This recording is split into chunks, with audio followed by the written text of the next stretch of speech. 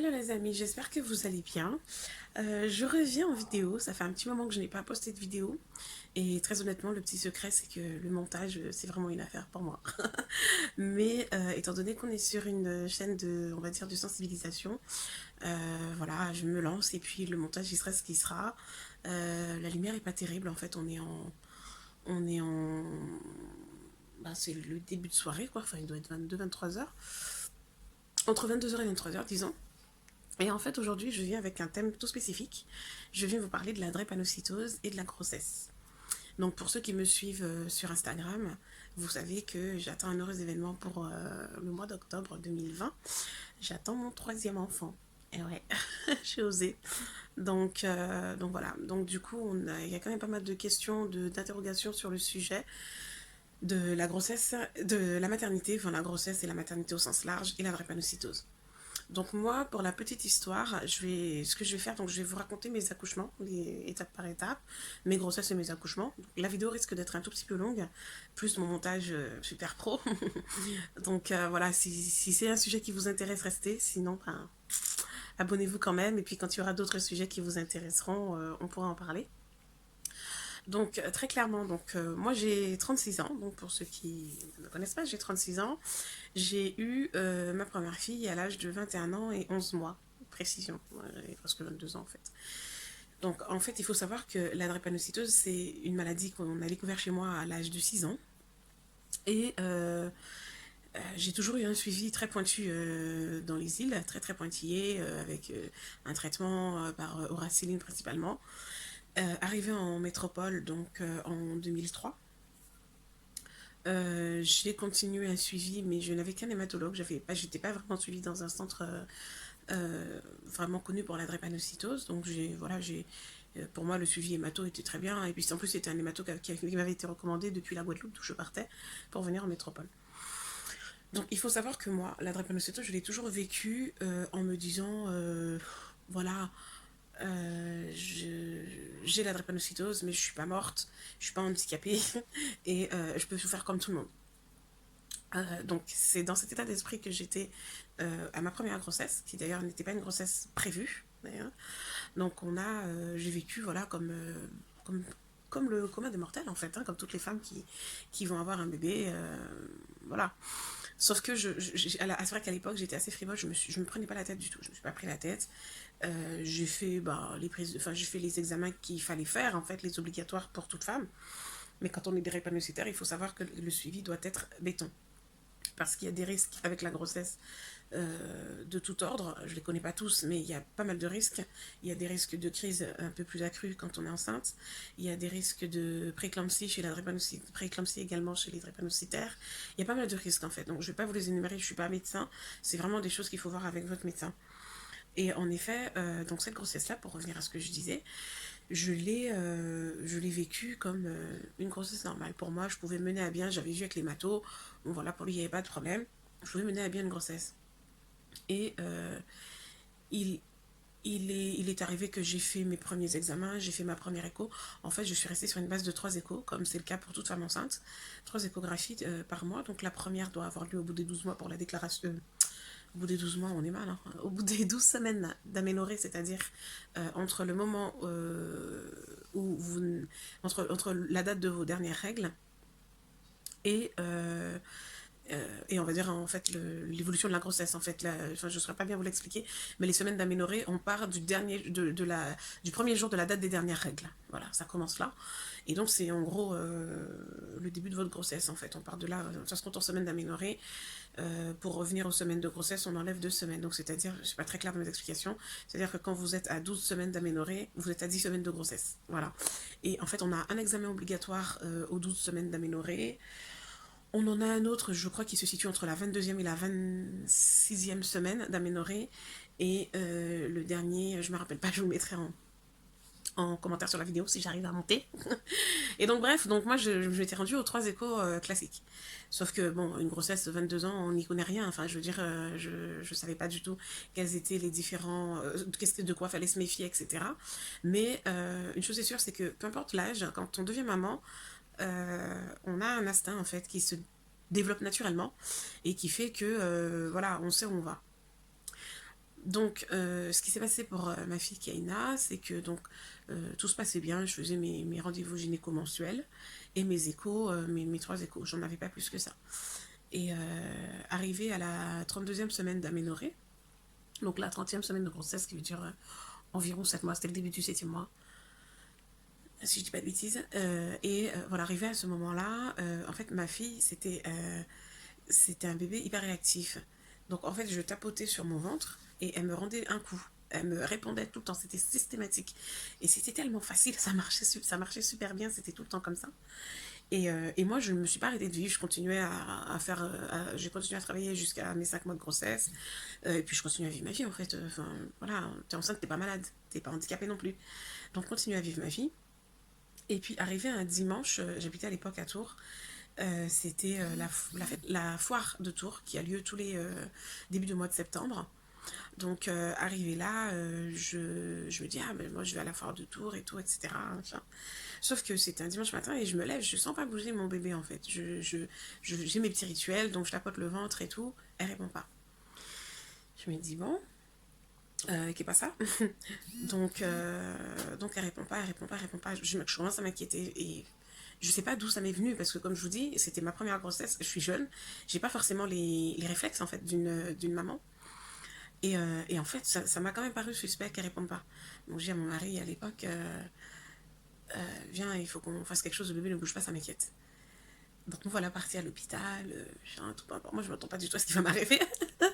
Nous voilà partis pour l'hôpital et là, on a tout le monde qui commence à... Bon, on me fait un monitoring, voilà.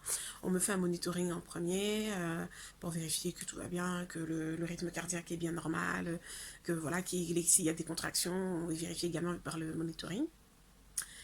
Et on me dit rien, en fait. Et puis, on me dit rien, si. On me dit, on va vous accoucher, madame. Ah oui, et pourquoi qu'est-ce qui se passe je comprends pas. Et en effet, on me dit oui, oui, oui, on doit vous accoucher. La petite. En gros, on me donne pas plus de détails. On me donne pas plus de détails. Je ne comprends pas pourquoi je vais au bloc. Et pour vous dire, j'étais pas prête du tout. J'avais pas. Je crois que j'avais acheté le lit. J'avais acheté 2, 3 bricoles, mais j'étais pas prête. J'avais pas de vêtements. J'étais pas prête du tout, du tout pour l'arrivée du bébé. Et sur ça, on me dit voilà, on doit vous accoucher parce que on veut être sûr que la petite. Donc moi, ok. Je sais même pas qu'on est au stade de la prématurité en fait. Je sais même pas que il faut attendre les 35 les 37 semaines pour être hors prématurité. Donc du coup, je dis ok, voilà, je sais pas quoi, enfin, je sais pas, enfin moi je subis, je perds toute notion du temps, je perds toute notion de la réalité. Et là, on m'emmène, sonde urinaire, etc. Et césarienne. Et on me dit même, on m'explique même pas. Et en fait, c'est avec le recul que je me dis, mais c'est n'importe quoi quand même. Non, on m'explique même pas pourquoi on fait ça, qu'est-ce qui se passe, on m'explique pas. Donc j'ai le souvenir qu'on me pose une péridurale, une rachianesthésie, disons. Je sais pas si c'est je pense que c'est semblable à la péridurale, mais bon, je suis pas médecin encore une fois. Mais en tous les cas, enfin voilà, il faut se courber, pareil, c'est au niveau du, enfin c'est la rachianesthésie au niveau du bas du dos. On vous pique et on vous anesthésie. Et donc là, sur la table d'opération, bon, on a l'impression d'être de la viande en fait. On a l'impression qu'on découpe de la viande parce que je sens mon corps qui danse et tout, puisque je reste éveillée en haut. Et je crois que pendant l'épisode, il faisait froid dans le bloc, ou je sais pas quoi. J'ai dû développer une crise. Et voilà, la petite, elle est née comme ça. J'ai même pas eu le temps de la voir rapide. Ils l'ont prise tout de suite.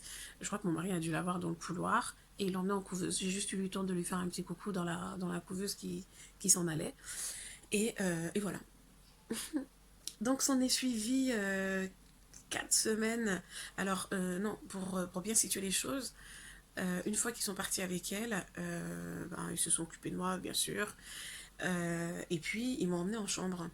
Sauf que moi, j'étais pas du tout suivie dans un hôpital, une maternité de niveau 3. Voilà, en fait, il y a plusieurs niveaux de maternité. Quand bon, vous avez les maternités de niveau 1 qui ont un équipement et qui peuvent faire un accueil classique pour une femme, pour une maman qui vient accoucher et qui n'a pas de problème de santé particulière, qui n'a pas de besoin particulier, notamment ni pour elle ni pour le bébé. La maternité de niveau 2, bon, vous comprendrez, alors je ne vais pas rentrer dans le détail, mais la maternité de niveau 2, l'équipement est un petit peu plus complet et on a la possibilité tout de suite de s'occuper et de maman et de bébé. Et la maternité de niveau 3, voilà, vous avez tout. vous avez vraiment un outil, un accueil vraiment bien fait pour les mamans qui risquent de présenter, qui potentiellement peuvent présenter des risques, que ce soit pour elles, que ce soit pour le bébé, et donc un service de néonatologie dans l'hôpital. Et à l'époque, quand j'ai accouché, la néonate n'était pas dans l'hôpital. Voilà, donc moi j'ai accouché dans un hôpital et ils ont pris la petite et ils l'ont emmenée dans un autre hôpital. Et moi on m'a mis en chambre, on va pas m'emmener en néonate, je suis pas un bébé. Donc on m'a mis en chambre, sauf que c'était une chambre, c'était un service de maternité en fait, avec des mamans qui viennent d'accoucher. Donc j'entends des bébés qui râlent par-ci, par-là, machin, etc. Et toi en fait tu viens d'accoucher, ton ventre est vide, on vient te presser le ventre à chaque fois pour... Enfin je vous épargne les détails de l'après-accouchement, mais bon, enfin voilà, on te traite comme une femme qui vient d'accoucher, mais t'as pas de bébé. Donc toute la nuit tu dors pas parce que tu as accouché, mais il y a un vide en fait, il y a un énorme vide. Et c'était ultra difficile quoi. Enfin, à cet âge-là en fait, enfin, c'était très très compliqué pour moi en effet, cet épisode-là. Donc je crois que j'ai pu la voir environ 24 heures après. Ils m'ont mis en chaise roulante avec une ambulance et j'ai pu partir à l'hôpital qui n'était pas très loin. Et d'ailleurs, il devait être environ à... ouais, il devait être environ à, entre 4 et 5 kilomètres de l'hôpital où je me trouvais. Donc voilà, donc c'est là qu'a commencé un périple journalier de visite à la néonate tous les jours, peau à peau, allaitement, enfin je tirais mon lait pour qu'il soit mis, je crois, au lactarium et gardé pour faire passer par les sons, parce qu'il faut savoir, j'essaierai de vous mettre une petite photo en fait de la petite à la naissance, âme sensible s'abstenir. Donc en effet, elle était sondée de tous les côtés. Elle était sondée. Alors au début, elle a fait environ 3-4 jours sur respirateur artificiel parce qu'à 32 semaines, il faut savoir que les poumons ne sont pas encore vraiment matures et prêts à respirer tout seul. Donc on a eu besoin de lui mettre le respirateur artificiel. Je me rappelle même qu'à l'époque, j'avais croisé une maman dans les couloirs qui me disait oui, ça fait 3 semaines que mon fils est sous respirateur et on va devoir le débrancher. Et moi j'étais là. Il est branché. C'est quoi ça? Donc du coup, bref, en tous les cas, elle n'a pas eu besoin du respirateur très longtemps. Elle était sondée parce qu'elle pouvait pas, elle n'était pas encore apte à téter non plus, donc la succion n'était pas encore non plus développée à cet âge-là. Donc du coup, elle était nourrie par une sonde gastrique en fait, et donc du coup on lui passait le lait par la sonde gastrique, enfin bref, etc.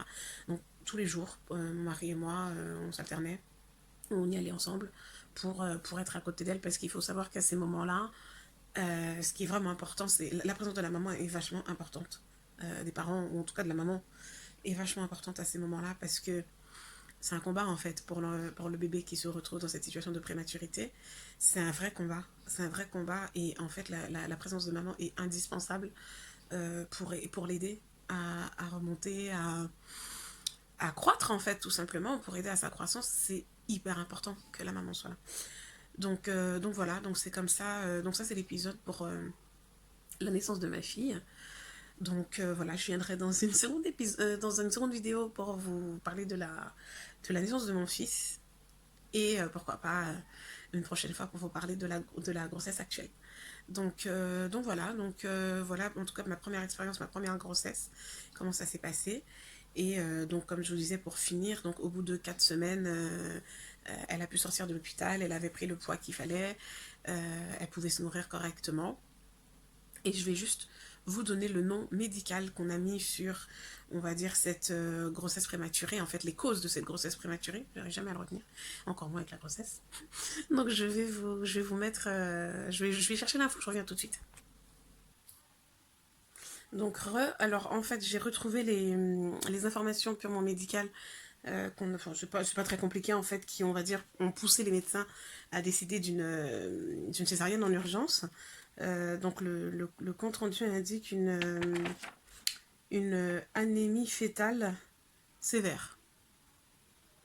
Donc voilà. En fait, on n'a jamais compris, même enfin, les gynécos que j'ai pu voir après, n'ont jamais compris la raison réelle de cette souffrance fétale. Mais en effet, voilà, il y a eu ce besoin en urgence, de césarienne en urgence, parce que la petite faisait une anémie fétale sévère et très clairement, elle avait arrêté, en fait, encore un petit peu, voilà, vous avez compris ce qui se passait après. Donc, euh, donc voilà, c'est pour ça qu'ils ont décidé de faire ça. Il faut savoir que pendant cette césarienne qui a duré 45 minutes, j'ai fait une crise de drépanocytose. Et également, ce que je ne vous ai pas donné comme détail, c'est qu'une fois qu'ils ont procédé à la césarienne, ils ont transfusé la petite. Je sais plus combien de kilos, mais ils l'ont transfusée. Et moi aussi, bien sûr, puisque l'hémorragie était trop importante. Donc voilà, alors, comment dire, cette vidéo n'est pas très gaie, on va dire, parce que à entendre ça, enfin, ça peut décourager ou quoi que ce soit. Il faut simplement savoir que c'est pas le but de la vidéo. Le but de la vidéo, c'est vraiment de donner de l'information, de partager mon parcours à moi qui est totalement personnel et surtout de vous dire qu'en fait c'est totalement possible. Oui, alors moi je suis passée par cette phase-là, mais on va dire qu'il y a quand même des circonstances atténuantes puisque j'ai pas mis en place un suivi béton. Donc quand on est drépanocytaire, le suivi est plus qu'important. Alors drépanocytaire enceinte, c'est encore pire. Il faut vraiment se faire suivre par son gynécologue. Il faut que votre gynécologue soit en lien avec votre médecin référent ou votre hématologue, en tout cas le médecin spécialiste de la drépanocytose. C'est vraiment des choses à ne pas négliger. C'est vraiment très très important et c'est une vidéo plutôt encourageante pour dire que voilà, j'aurais peut-être eu ce suivi béton, il y aurait eu plus d'échographie, il y aurait eu plus de prise de sang pour vérifier certains facteurs, ce qui doit être fait vraiment, et ça n'a pas été fait. Ça n'a pas été fait, on va dire que les médecins de l'époque qui me suivaient n'ont pas jugé bon de le faire ou alors ne savaient pas ou j'en sais rien. Et puis j'avais pas de médecin, comme je vous dis, à proprement référent. Donc aujourd'hui c'est clairement différent, je vous l'expliquerai plus tard. Mais voilà, tout ça pour dire que qui dit grossesse, dit suivi, béton. Mais vraiment, vous mettez la totale. Voilà, donc c'est la fin de la vidéo, on arrive aux 20 minutes. Je sais pas qui pourra me regarder 20 minutes, mais si vous le faites, j'en serai très contente. Surtout, n'hésitez pas à vous abonner à ma chaîne. Je pense que là, je vais être un petit peu plus large au niveau des vidéos. Bien sûr, je vais continuer à sensibiliser sur la drépanocytose, mais voilà, pourquoi pas parler de d'autres sujets classiques de la vie aussi. Hein, donc je suis très contente d'avoir pu me relancer un petit peu sur cette vidéo. Et puis je vous dis, n'oubliez pas de vous abonner, de liker, de partager et surtout de sensibiliser. Voilà, le but c'est ça, le but premier c'est ça. Voilà, allez, gros bisous à tous et puis à bientôt pour la prochaine vidéo. Mouah.